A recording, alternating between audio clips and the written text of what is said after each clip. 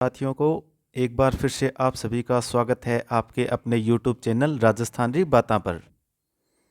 तो पिछली क्लास में हम दुर्गों की शुरुआत कर चुके थे, या मैं कहूँ तो मेनली दुर्ग कितने प्रकार की होते हैं या शुक्र नीति के अनुसार कितने दुर्ग होते हैं, 9 प्रकार के दुर्ग होते हैं, उनकी हमने अच्छी से चर्चा की थी। ये कहा था कि जो जून 2013 में कुछ दुर्ग थे जिनको यूनेस्को की विश्व धरोहर सूची में शामिल किया गया था, जो हमारे 6 दुर्ग हैं। तो आज उससे आगे हम कुछ महत्वपूर्ण दुर्गों की चर्चा करते हैं, जिसमें हम सबसे पहले दुर्ग की चर्चा करेंगे मैगजीन किला या मैगजीन दुर्ग। मैगजीन किला जो कि कहाँ पर है, यह है अजमेर में। अगर इसके निर्माण की बात करूं तो इसका निर्माण करवाया था अकबर ने। कब करवाया था? 1570 से 1573 के मध्य, या मैं कहूँ तो 1570 में नागौर दरबार लगाया गया था और शुक्र तालाब भी नागौर में बनाया गया था। अन्य नामों की इसमें बात करूं तो अकबर ने बनवाया था तो इसे अकबर का किला कहा जाता है, और अकबर का शस्त्रागार कहा जाता है, या दौलत खाना हो गया।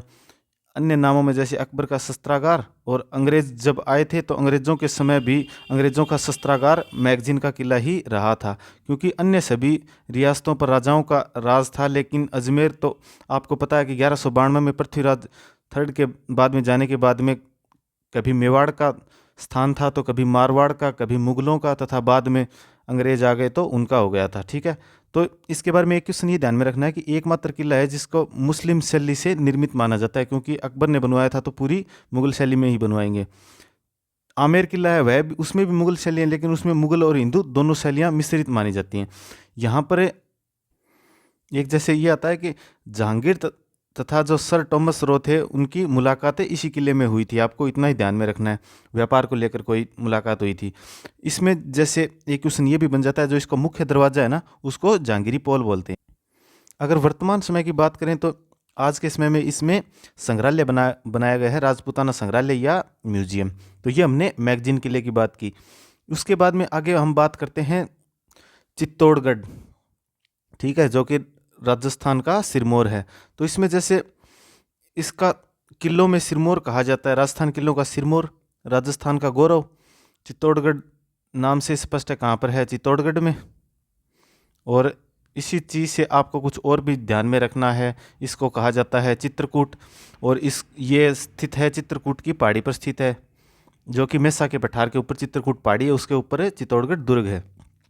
ये जो संगम पर आता है, गंभीरी और बेड़च के संगम पर आता है। अन्य जैसे इसमें नाम की बात करूं तो इसमें जैसे इसको कहा जाता है मालवा का प्रवेश द्वार, क्योंकि मालवा की साइड से आते हैं तो सर्वप्रथम यही दुर्ग आता है। त्याग तप बलिदान का दुर्ग कहा गया है, जिसमें आपने अनेकों बलिदान देखे होंगे। जैसे त्याग की बात करूं तो पन्ना धाय का नाम निकल कर आते हैं, जिन्होंने अपने बच्चे चंदन को उदय सिंह के स्थान पर रख दिया तथा अपने राज्य के राजा की रक्षा की थी। तो इसी प्रकार से अन्य उदाहरण जैसे पद्मिनी का आता है। अनेकों त्याग तप और बलिदान इस दुर्ग में हुए हैं, इसलिए इसको त्याग तप और बलिदान का दुर्ग कहा जाता है। निर्माण को लेकर बात करें तो जैसे शुरुआती समय में इसका निर्माण माना जाता है चित्रांग मौर्य के द्वारा, या उन्हीं का नाम लिखा हुआ मिल जाता है, चित्रांगद मौर्य। और आधुनिक निर्माता इनके थे कुंभा, महाराणा कुंभा को माना जाता है। इसके ऊपर से ड्रोन से देखें तो इसकी आकृति जो है व्हेल मछली जैसी आकृति इसकी नज़र आती है। और मनोत नैनसी जी ने इनके बारे में कहा है कि गढ़ तो चित्तौड़गढ़ है, बाकी सब छोटे छोटे गढ़ैया हैं, यानी गढ़ तो चित्तौड़गढ़ बाकी सब गढ़ैया, ये कहा था मनोत नैनसी ने। ये पूछ लिया जाता है कि ये कथन किसका है। इसमें हम बात करें तो साक्यों की बात करें तो सर्वाधिक साक्य अर्थात 3, तो 3 साक्य इसमें हुए थे 1303 में, 1534 में और 1568 में।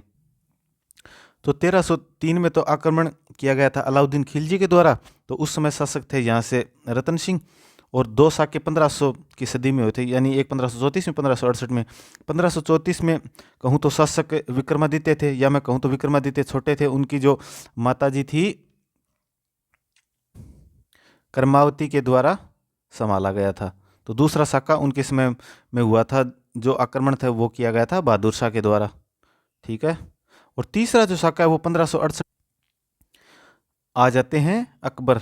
तो शासक थे यहाँ पर उदय सिंह, और उदय सिंह शासक थे तो आपको पता है यहाँ पर जयमल और फत्ता का नाम निकल कर आता है, वो यहाँ पर वीर गति को प्राप्त हुए थे इसमें। और रतन सिंह वाले में देखें तो गोरा और बादल थे। तो ये इसमें 3 महत्वपूर्ण साक्य हुए हैं। इसमें कुछ प्रवेश द्वार हैं, या मैं कहूँ तो 7 मेनली प्रवेश द्वार हैं, जिनमें से एक दो आपको ध्यान में रखने हैं, जिन पर महत्वपूर्ण यहाँ के जो व्यक्ति थे उनके स्मारक बने हुए हैं। जैसे एक या पहला कहूँ तो एक है पाटन पोल, या उसी का नाम मिलता है पांडव पोल, उस पर बाघ सिंह जी का स्मारक है। एक आता है भैरव पोल, जिस पर वीर कल्ला जी का स्मारक बना हुआ है। एक आता है रामपोल, रामपोल पर मैं बात करूं तो फतेह सिंह जी सिसोदिया का स्मारक बना हुआ। तो ये मेनली 3 आपको ध्यान में रखने, 7 हैं इसमें, ठीक है। जैसे और हनुमान पोल है, गणेश पोल है, जॉर्डन पोल है, लक्ष्मण पोल है, इस प्रकार से 7 ये पोल हैं। अन्य इसमें देखें तो जैसे पद्मिनी जी का नाम आता है, तो पद्मिनी जी का महल है। एक सतबीस देवरी मंदिर है, जो कि जैनों के 27 यानी 7 + 20 27 मंदिर हैं। विजय स्तंभ का इसमें निर्माण करवाया गया है, उसी को बोलते हैं कीर्ति स्तंभ, ठीक है। विजय स्तंभ को हम अलग से एक पूरी क्लास में पढ़ेंगे उसमें, क्योंकि अनेकों बातें हैं, कौन सी मंजिल पर क्या है, किसने क्या निर्माण करवाया, कब करवाया, कौन से युद्ध के संदर्भ में, ठीक है। तो उसको अलग से पढ़ेंगे। और अन्य इसमें मंदिर हैं, जैसे एकलिंग जी का मंदिर है, कुंभ स्वामी का मंदिर है, मीरा जी का मंदिर है, समधेश्वर जी का मंदिर है। और अन्य महत्वपूर्ण कुछ छत्रियाँ भी हैं, जैसे गोरा बादल की छतरी है, संत रैदास जी जो कि मीरा के गुरु थे, और वीर कल्ला जी राठौड़ की छतरी है। और कुछ बावड़ी हैं और अन्य स्थान भी हैं, जैसे एक भीमलत कुंड है, घीतेल की बावड़ी है यहाँ पर, एक खातन बावड़ी है, एक गोसुंडी बावड़ी है, इंगाड़ू आला महल है।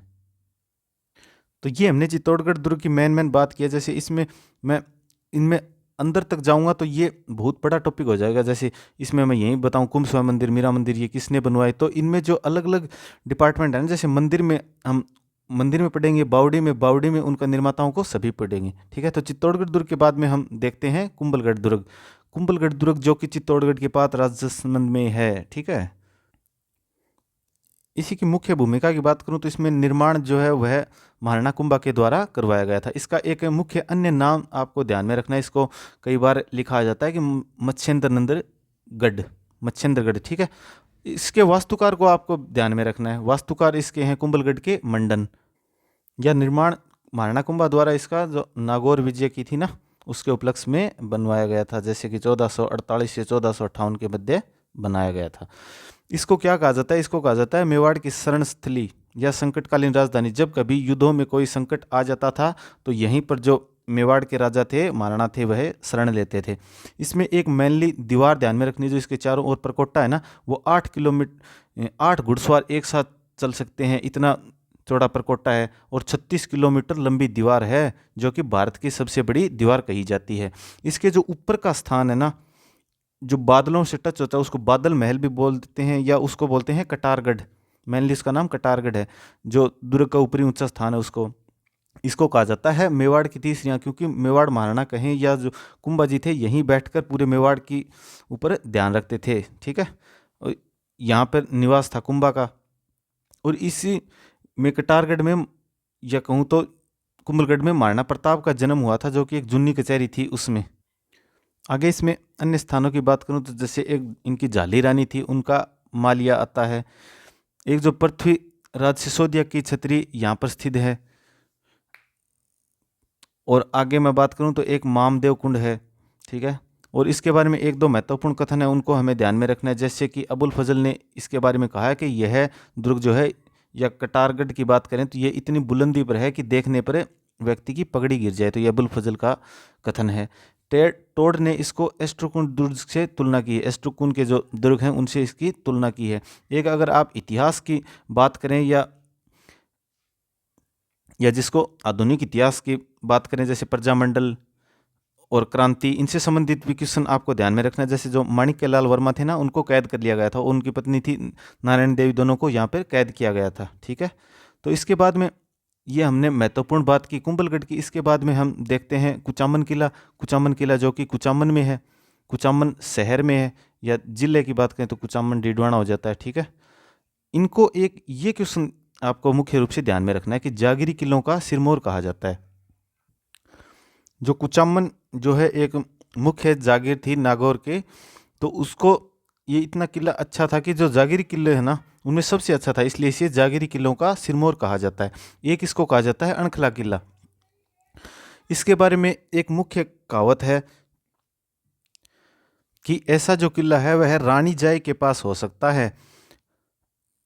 पास भले ही हो सकता है, लेकिन ठुकराए जाए के पास है नहीं हो सकता। तो ये कुचामन किले के बारे में आपको जैसे एक कहावत ध्यान में रखनी है, और जागीरी किलों का सिरमौर है, और इसको अणखला किला कहा जाता है। ये 2-3 बातें मेनली ध्यान में रखनी है। आगे मैं बात करूँ तो आगे आता है रणथंभौर किला। रणथंभौर किला जैसे सर्वप्रथम बात करूँ तो कहाँ पर स्थित है, तो ये स्थित है सवाईमाधोपुर में, जो कि चौहानों का शासन हुआ करता था यहाँ पर बाद में।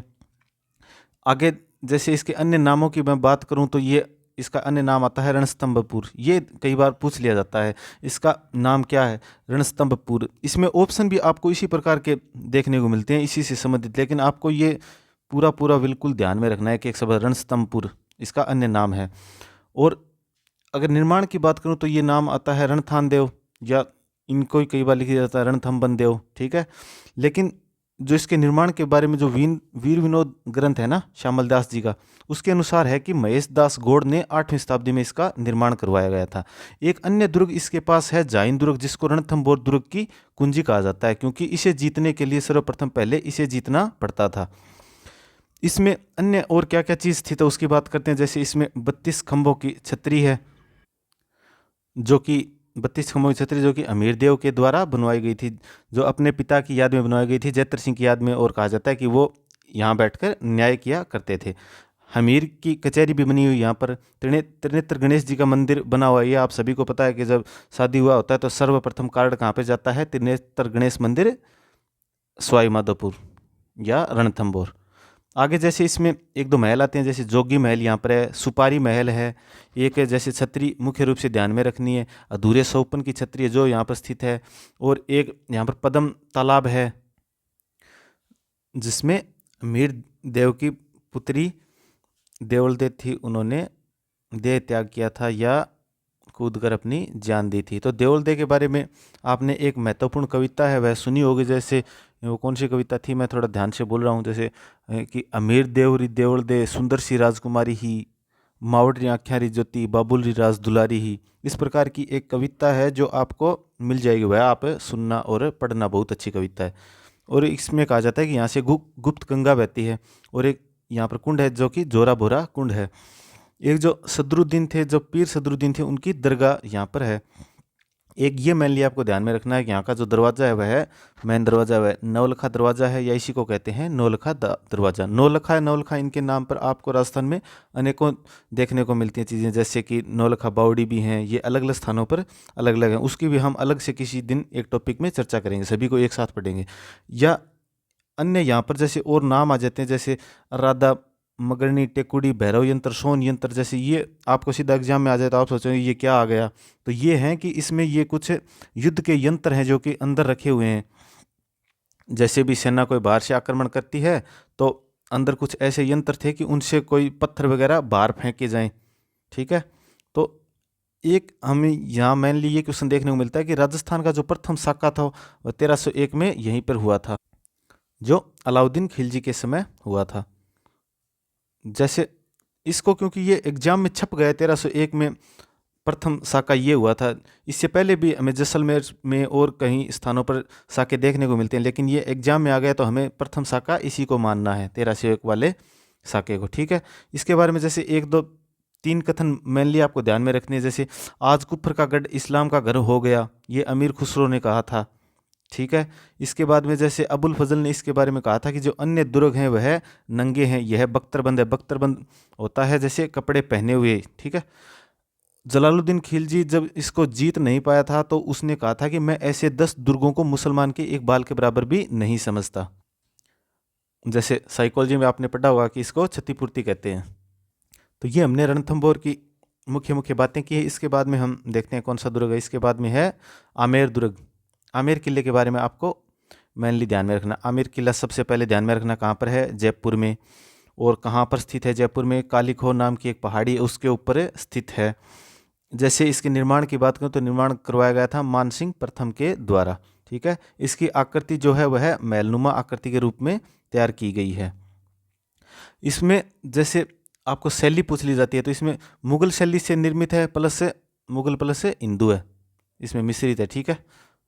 क्योंकि ओनली मुगल शैली के बारे में तो मैगजीन किला उसके बारे में कहा जाता है। एक जैसे इसमें कदमी महल आता है, कदमी महल आता है, जिसमें जो आमेर के शासक थे ना, उनका राज तिलक किया जाता था। इसके अन्य नामों की बात करूं तो इसमें ये मोमिनाबाद आता है और कोकिलगढ़ कहा जाता है। मोमिनाबाद जैसे बहादुर शाह ने इस पर एक बार अधिकार कर लिया था। कब किया था? 1707 में बहादुर शाह ने अधिकार कर लिया था, तब इसका नाम मोमिनाबाद रख दिया था। ठीक है। जैसे इसमें महत्वपूर्ण अन्य दुर्गों की तरह इसमें भी पोल आते हैं, जिसमें इसमें मुख्य पोल है एक गणेश पोल। इसमें माउठा झील है, जिसमें दादू जी क्या देते थे? संदेश देते थे या अपना संप्रदाय आगे बढ़ाते थे। जिसमें इसमें मंदिर की बात करूँ तो एक दो महत्व मंदिर, जैसे एक सुभागा मंदिर आता है जिसी को सुहाग मंदिर कहते हैं, एक सुख मंदिर कहते हैं। इसमें कुछ स्थान हैं जो कि मुगल शैली से निर्मित हैं, जैसे इनमें दीवाने आम, दीवाने खास, जिनमें महत्वपूर्ण लोगों से मुलाकात की जाती थी और ख़ास है जो आम जनता थी उनके साथ में मुलाकात की जाती थी। जैसे बावड़ी की बात करूं तो यहाँ पर पन्ना मीणा की बावड़ी है। एक जगत शिरोमणि का मंदिर हमें यहाँ पर देखने को मिलता है। सर्वप्रथम इसमें नाइट टूरिज्म की तैयारी की गई थी। राजस्थान की बात करूं तो इसमें मुख्य एक ही कथन है जो आपको ध्यान में रखना है, जो विषय पेपर के द्वारा कहा गया था कि मैंने क्रेमलिन में जो कुछ देखा है ना, क्रेमलिन में कुछ महल हैं या सुंदर सुंदर स्थान है, उनके बारे में कहा है। मैंने क्रेमलिन में जो कुछ देखा है या अल ब्रह्मा के बारे में जो भी सुना ना, उससे बढ़ करके आमेर के महल हैं, ये कहा गया था बिशप एबर के द्वारा। ठीक है। इसके बारे में हमने संपूर्ण चर्चा की है और इसके बाद मैं चर्चा करता हूँ छोटे से किले की, जो है चौमू का किला। चौमू किला, जैसे चौमू ये जयपुर में स्थित है चौमू का किला, या इसको अन्य नाम ये आ जाते हैं कई बार कि धाराधारगढ़, रघुनाथगढ़, चौमुआगढ़। ठीक है। इसके निर्माण जैसे ठाकुर कर्ण सिंह के द्वारा इसका निर्माण करवाया गया था।